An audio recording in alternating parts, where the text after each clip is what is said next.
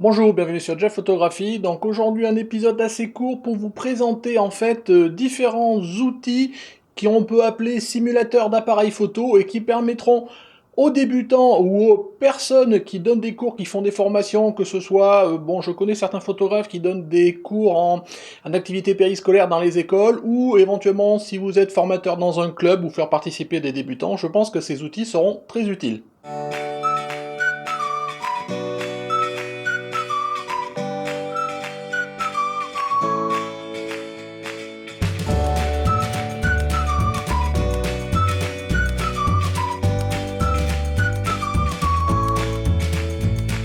Ces outils vont être au nombre de deux, ce sont des outils que l'on peut trouver sur internet, soit payants, soit gratuits. Le premier est un outil gratuit, sauf si vous voulez faire une donation pour la personne qui développe, ça s'appelle DOF Simulator. Simulator. Le deuxième est plus un logiciel plus évolué qui va même jusqu'à un logiciel appelé Pro, qui est vraiment s'installe sous Windows et qui permet vraiment de simuler toutes les fonctionnalités d'un appareil photo jusqu'au flash, qui s'appelle Camera Sim.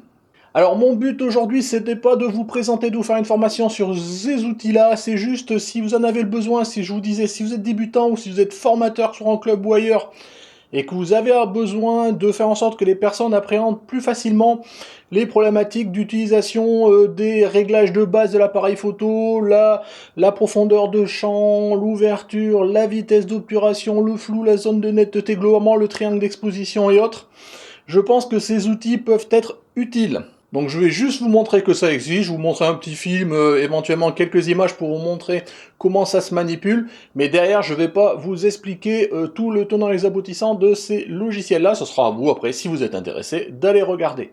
Alors le premier outil, je vous disais, il s'appelle DOF Simulateur. Donc c'est un outil qui permet globalement de calculer la profondeur de champ, éventuellement jouer sur le bokeh en fonction d'un certain nombre de paramètres de notre appareil photo.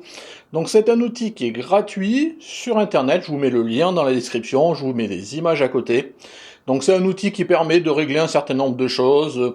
La distance, ça vous permet par rapport à un sujet et en fonction de la distance du sujet, de la focale, de votre appareil photo, de votre objectif, de régler éventuellement, de voir ce que donne la zone de netteté ou éventuellement la distance de la zone de netteté, que ce soit avant ou derrière le modèle, éventuellement de voir les notions d'hyperfocale, ce genre de choses. Donc je pense que c'est très utile, notamment pour voir quand on fait varier soit la focale, soit l'ouverture, comment la zone de netteté autour de notre modèle peut varier de quelques centimètres si on est à 50 mm à 1 mètre ou 1 mètre 50 si on fait un portrait, ou si ne serait-ce qu'avec la même focale, si on fait reculer le sujet, on voit tout de suite la zone de netteté qui s'agrandit. Donc voilà, c'est tous ces paramètres-là qui permettent d'être restitués et de tester par ce logiciel-là.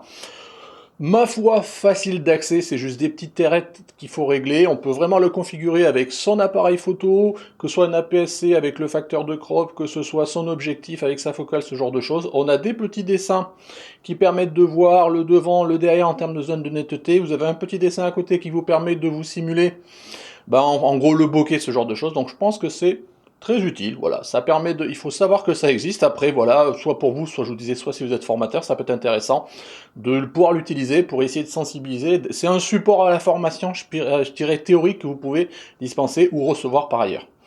Donc voilà, sachez que ça existe, je laisse dérouler le petit film, je vais même le mettre en plein écran, voilà, pour essayer de vous montrer un petit peu quelques tirettes, quelques réglages, quelques fonctionnalités, mais je ne vais pas rentrer plus dans le détail. Le deuxième outil, il s'appelle Camera Sim. Alors là, c'est un outil un peu plus recherché. De façon générale, c'est un outil payant. Alors il existe en plusieurs versions. Une version, je dirais, standard que l'on peut télécharger sur tablette, sur smartphone, 1,90€, enfin ce genre de choses, donc c'est pas très cher. Ou en version Windows, je crois, et sûrement Mac, 10€, ce genre de choses. On peut avoir quasiment, enfin je vais pas regarder vraiment très en détail, la même version directement accessible sur Internet et qui pour le coup, elle est gratuite. Je vais y revenir.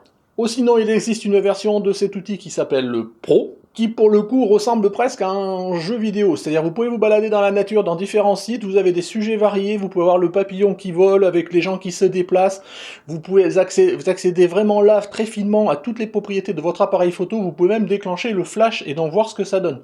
Vous avez toujours des indicateurs de voir si votre photo elle est floue, elle est pas floue, si c'est le bon réglage, enfin franchement, je pense que c'est très évolué. Je crois que la version payante, elle doit coûter 20 ou 30 € la version pro. Voilà, après je pense que ça peut être intéressant pour un club peut-être de l'acquérir pour former ses candidats, ses débutants, je pense que ça peut être intéressant. À titre perso, je recherche pas ça. Donc ce que nous allons voir par contre, c'est la version gratuite qui est directement accessible sur internet, il n'y a rien besoin de télécharger. Alors cette version, dont je vous la mets là, donc elle vous propose une photo d'une petite fille avec un petit moulinet qui tourne, il y a un arrière-plan et en fonction de, quelque part on peut régler la distance par rapport au sujet et jouer après sur les compositions. On peut même régler la lumière entre le temps ensoleillé jusqu'il fait presque nuit, et après derrière on peut régler les différents modes de notre appareil photo, que ce soit priorité ouverture, priorité vitesse, jusqu'au mode manuel. On peut régler après ses ISO, on peut même simuler le fait qu'on soit sur un trépied ou pas, et on voit, en fonction de tout le réglage, on peut prendre une photo, et derrière on voit la photo, si elle est correctement exposée, si elle n'est pas bien exposée, elle sera sombre, et vous avez même un petit smiley qui vous dit si la photo est bonne ou pas. Suivant ce que vous voulez faire, un petit moulinet qui tourne, suivant la vitesse de rotation, la distance, ce genre de choses, vous verrez que le moulinet, il est flou, pas flou, la fille est floue et pas flou, il y a l'arrière-plan qui est net. Enfin, je veux dire, c'est assez sympa, c'est assez didactique, c'est simple, il y a juste des petites tirettes, et vous dites, je prends ma photo. Donc dans tous les cas, je vous le déroule ça juste à côté de moi, je pense toujours pareil, soit à titre personnel, si vous voulez réviser un peu vos notions de triangle d'exposition et autres, c'est très didactique, c'est très bien fait. Si vous êtes dans un club ou que vous avez une logique de formation pour débutants, je pense que ça peut vraiment être utile. Voilà, je ne vais pas rentrer plus dans le détail, je vous laisse dérouler, notamment ici maintenant aussi une petite vidéo dont je vous mettrai le lien dans la description qui vous présente la version Pro. Donc voilà, c'est intéressant, je ne le mets pas grandement parce que bon, pour des propriétés, les logiques de droit, mais bon, sachez que ça existe. Voilà, après je sais très bien que cette vidéo ne s'adresse pas à tout le monde, mais voilà, je pense que tout un chacun peut avoir quelqu'un à former, que ce soit un collègue, un enfant, pour justement lui faire passer les principes, ce genre de choses. Je pense que ça peut toujours être utile. À vous à voir maintenant si vous avez l'utilité ou pas. Dans tous les cas, sachez que ça existe. Voilà, merci de m'avoir suivi pour ce Jeff pas court, mais bon, pas très long en tous les cas. Donc si vous avez des commentaires, n'hésitez pas à mettre de commentaires. Si vous avez aimé cet épisode, un petit pouce. Si vous n'êtes pas abonné, abonnez-vous, n'oubliez pas le concours photo, le groupe Facebook, le Tipeee si vous voulez aider à soutenir la chaîne. Dans tous les cas, si vous n'êtes pas abonné, abonnez-vous. Voilà, merci de m'avoir suivi et puis au revoir.